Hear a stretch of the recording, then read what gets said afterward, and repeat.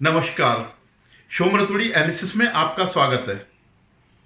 दोस्तों, हरियाणा के चुनाव जो इसके परिणाम आए वे अपने में एक बिल्कुल नई राजनीति का संकेत देते हैं और इससे जो चुनावी परिणाम से जो गुबार उठा वो थमने का नाम नहीं ले रहा है।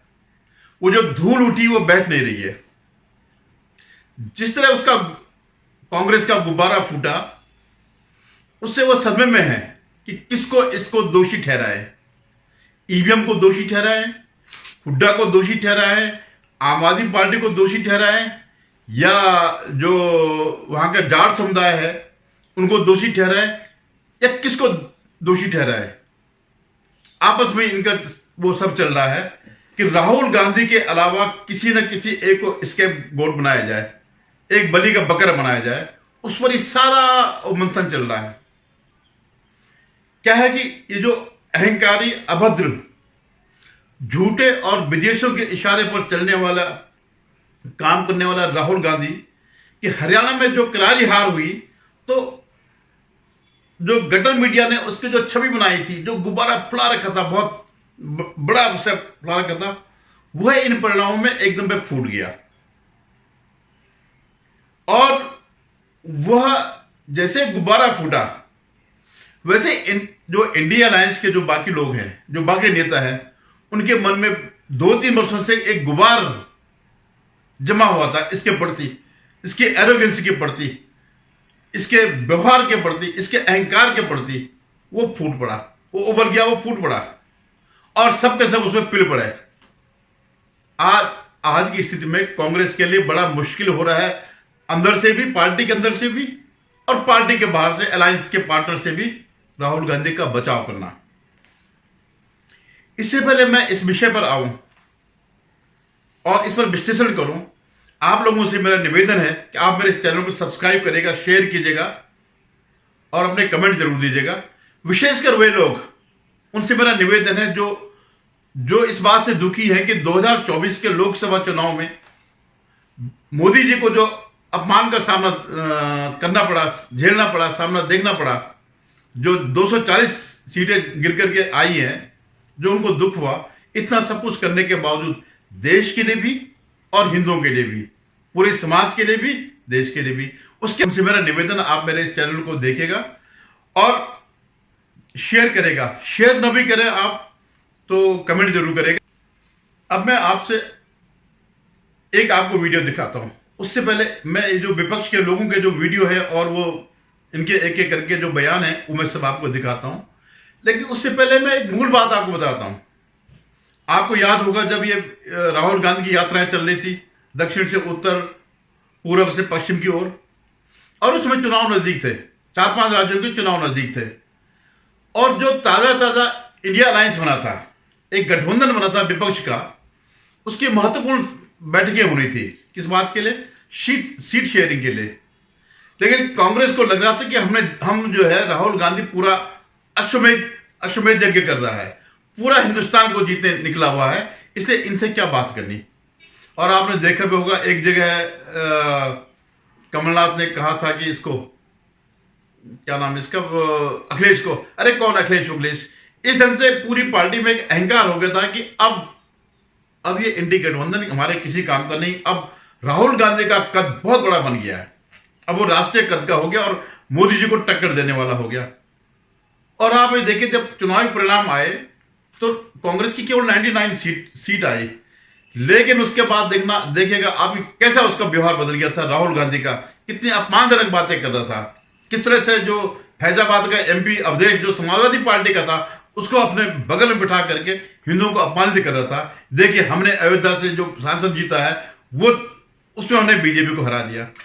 इसके अलावा भी जो गालियां गलौज कर सके, हम मोदी को अब ये नहीं चलेगा, इस ढंग से उसके अंदर जो कड़वाहट है कि जो सत्ता मुझे मिलनी चाहिए थी वो नहीं मिली, वो उसने उगलता रहा पूरे टाइम पर। अभी भी बीच में विदेशों में जा करके भी और सब कुछ जो करता है, विदेशी शक्तियों के हाथों जो खेलता है। और ये इनको लग रहा था कि हरियाणा का चुनाव तो हम जीतेंगे, लेकिन आगे जो हमारी रणनीति होगी इसके बाद देश को तोड़ने की, पंजाब और हरियाणा से जो इनके अराजक तत्व हैं उनको सीधा दिल्ली पर ला करके धावा बोलेंगे। और आपने राकेश टिकैत के से भी सुना होगा ये सब चीजें।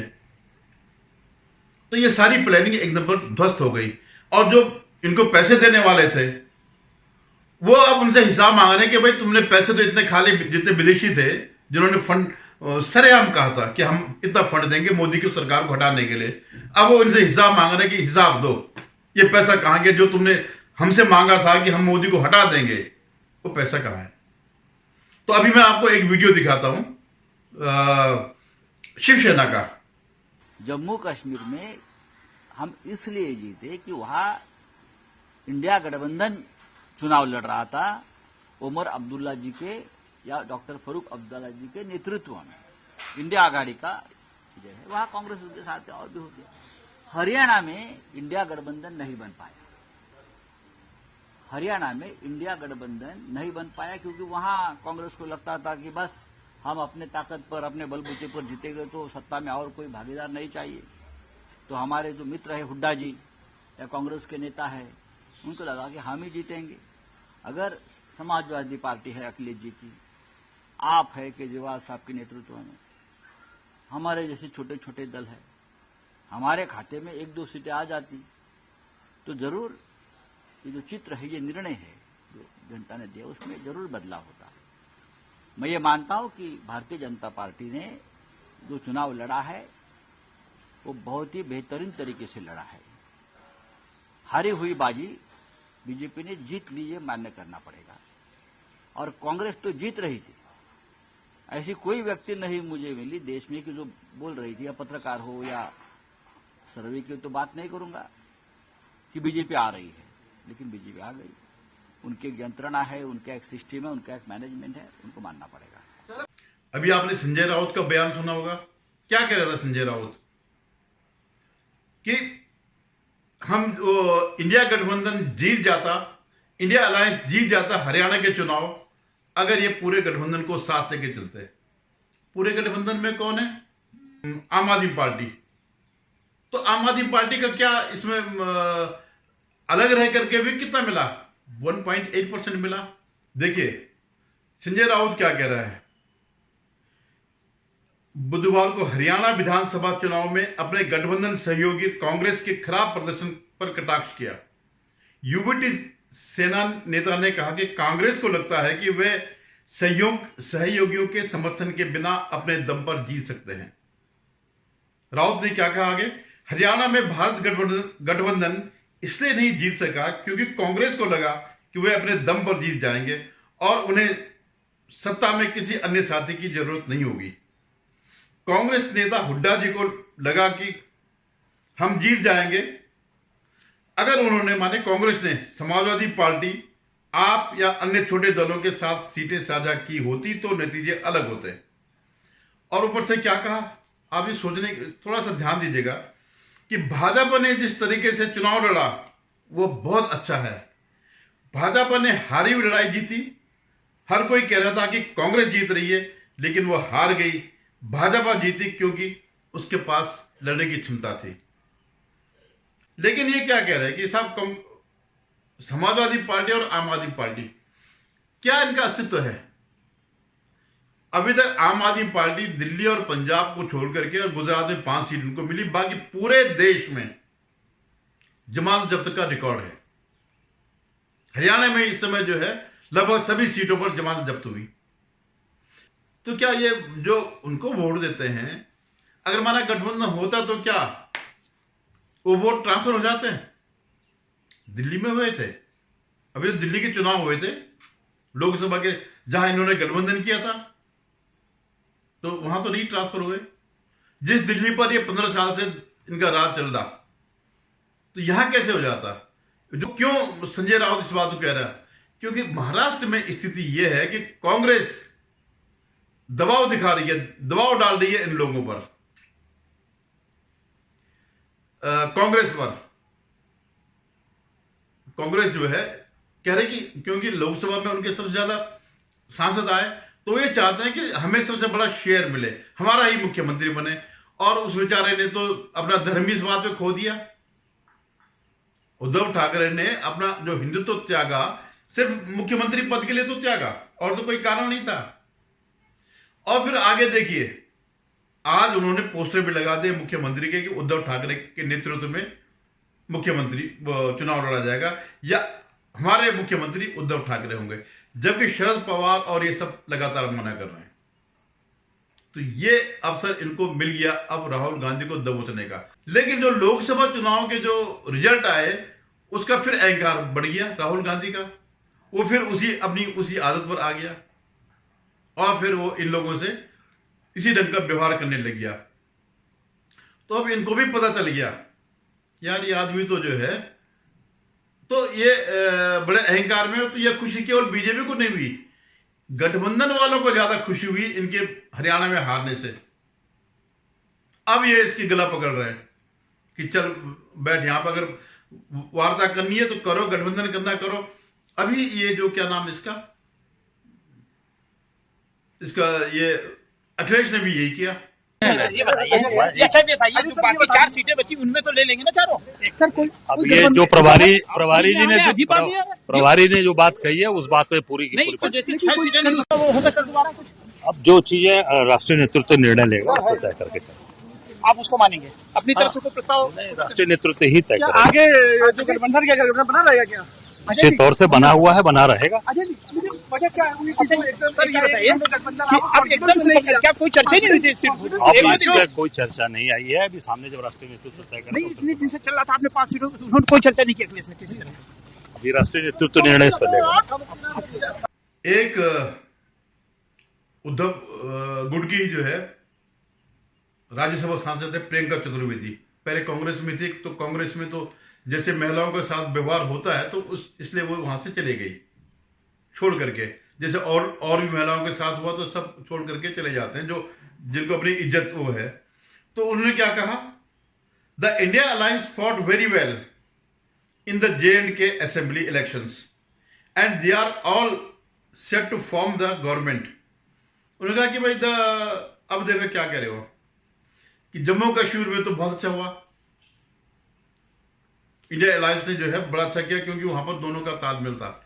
हालांकि यहां पर इंडिया अलायंस जैसी कोई बात ही नहीं थी, वहां पर इकलौता नेशनल कॉन्फ्रेंस का ही सब कुछ था। और कांग्रेस को जो वोट मिले, जम्मू में हिंदुओं के वोट नहीं मिले, उसको 6 सीट मिली, 6 की 6 मुस्लिम सीटें हैं। तो यानी जो इसका जो बेस है केवल मुस्लिम वोट है। अब वो कहते आगे in Haryana Congress had to suffer defeat, कि कांग्रेस को डिफीट हार का सामना क्यों करना पड़ा, इवन आफ्टर एंटी इनकम्बेंसी, कि मतलब एंटी इनकम्बेंसी 10 साल की चल रही थी, उसके बावजूद क्यों हारे।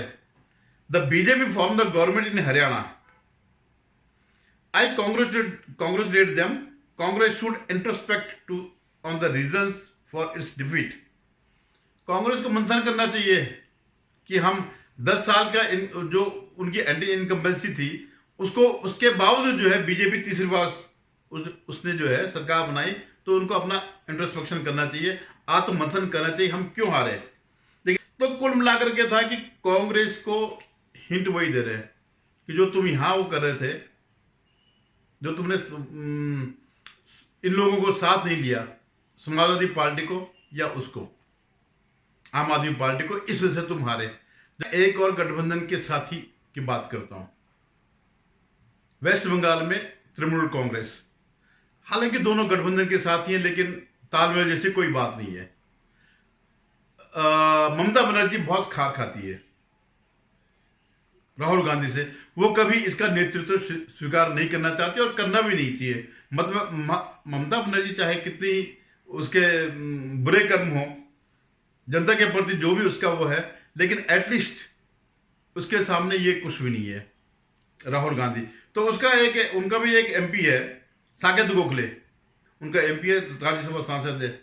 तो उसने क्या लिखा, if we feel we are winning we will not accommodate any regional party. Congress के लिखा कि ये इनका एटीट्यूड है कि ये कांग्रेस का बिहेवियर, अगर वो महसूस करते हैं कि हम जीत रहे हैं तो हम किसी और पार्टी को अकोमोडेट नहीं करेंगे। लेकिन वो क्या करें कि जहां उनको लगता है कि हम जीत सकते हैं वहां किसी रीजनल पार्टी को के साथ अकोमोडेट नहीं करेंगे, समझौता नहीं करेंगे। लेकिन जहां वो लगता है कि हमारा कोई अस्तित्व नहीं है, वहां वो चाहते हैं कि जो रीजनल पार्टी, जैसे यूपी में समाजवादी पार्टी, तो वो चाहते हैं कि समाजवादी पार्टी उनको अकोमोडेट करे, उनको जो है उठाने का प्रयास करे। तो क्या कहते हैं, जो तुम्हारा जो अहंकार है, इंटाइटलमेंट, माने कि मैं तो कांग्रेस खानदान को, नेहरू गांधी खानदान का हूं, और अन्य उसको नीच की तरह जैसे नीचे देखने का, ये क्या है, कीड़े मकोड़े हैं। अब मैं आम आदमी पार्टी का एक वीडियो डालता हूं, फिर उस पर आगे विश्लेषण करता हूं। देखिए, मैं इस देश के तमाम चुनावों को दो भाग में बांट के देखने का प्रयास कर रहा हूं। पहली कैटेगरी के चुनाव वो हैं जहां पर जो लोकल रीजनल पार्टीज हैं, स्थानीय राजनीतिक दल हैं, वो अपने बलबूते भाजपा को हराने के लिए सक्षम हैं, जैसे कि डीएमके तमिलनाडु में, तृणमूल कांग्रेस बंगाल में, या फिर आम आदमी पार्टी दिल्ली में। ये पहली कैटेगरी के चुनाव हैं।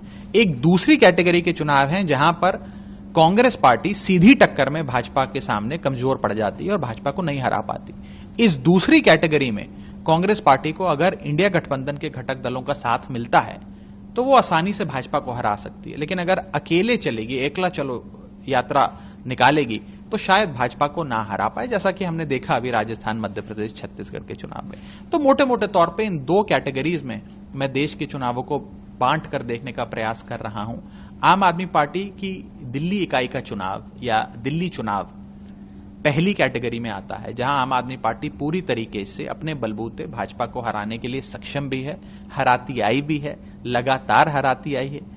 तो मुझे लगता नहीं कि आम आदमी पार्टी को दिल्ली में किसी सहयोग की या साथी की आवश्यकता है। मुझे लगता नहीं कि दिल्ली में गठबंधन की कोई आवश्यकता आम आदमी पार्टी को है भाजपा को हराने। अभी आपने राघव चड्ढा का वीडियो देखा होगा, तो उसने स्पष्ट कह दिया कि हमें दिल्ली में कोई वो करने की जरूरत नहीं है। उन्होंने सब हिंट दिया कि आपने यहां नहीं किया, वहां नहीं किया, लेकिन अब हम दिल्ली में कोई तालमेल नहीं करेंगे और हम दिल्ली का चुनाव अकेले लड़ेंगे, क्योंकि दिल्ली में उन्होंने देख लिया दोनों पार्टियां मिलकर के भी कुछ नहीं कर पाई। और कहीं पर भी ये मैंने पहले भी कहा कि ये ट्रांसफरेबल नहीं है कि दो नेता मिल गया, इसके वोटर इसके साथ चले जाए, उसके वोटर इसके साथ चले जाए, ऐसा कुछ नहीं है। इसके अलावा जो उमर अब्दुल्ला है, जो भावी मुख्यमंत्री है जेएंडके का, तो उसने भी इनको यही नसीहत दी कि आपको जो है तालमेल करना चाहिए, आपको रीजनल पार्टी के साथ वो को जो है हे दृष्टि से नहीं देखना चाहिए। और अभी उनका कल बयान आया था कि अभी तक कांग्रेस ने कोई प्रपोजल नहीं दिया, कोई बात नहीं करी सरकार बनाने के बारे में। तो अल्टीमेटली क्या है कि चारों तरफ से राहुल गांधी को पीटा जा रहा है। जनता ने पहले पीट दिया, अब इसके साथ ही पीट रहे हैं। और उसके पीछे कारण क्या है कि राहुल गांधी की स्ट्रेंथ दिखाई दी गई थी एक मुस्लिम नेता की, एक मुस्लिम पार्टी की, लेकिन उसके अलावा और कुछ नहीं है। हिंदुओं के जो वोट मिल रहे हैं वो उनके छत्रपति की वजह से जितना भी मिल रहे हैं, लेकिन राहुल गांधी की अपील पर जो है कोई वोट नहीं मिल रहा है। और ये एक खतरा है इंडिया अलायंस के लिए। उनको लग रहा है कि यार ये तो अगर माना ये इसको मुस्लिम वोट मिल रहे हैं तो हमारे वोट हैं। अगर ये हिंदू वोट नहीं ला सकता, और जम्मू क्षेत्र में ने इस बात को साबित कर दिया कि इसके साथ हिंदू बिल्कुल नहीं है। जो 6 के 6 एमएलए जो आए हैं जम्मू कश्मीर में, जम्मू क्षेत्र से, वो सब नॉन हिंदू हैं, सब मुस्लिम हैं। तो आप अब देखिएगा कि मतलब बड़ी खलबली मची हुई है, और जो इसका अहंकार था, इस हरियाणा के चुनाव ने इस अहंकार को खत्म कर दिया और पूरी पार्टी बौखला गई है। अब वो ढूंढ रहे कि किसको बलि का बकरा बनाए। अब देखिए महाराष्ट्र और झारखंड के चुनाव सामने हैं। इन चुनाव में स्थिति पूरी तरह स्पष्ट हो जाएगी कि कांग्रेस और राहुल गांधी का भविष्य क्या है। देखते रहे।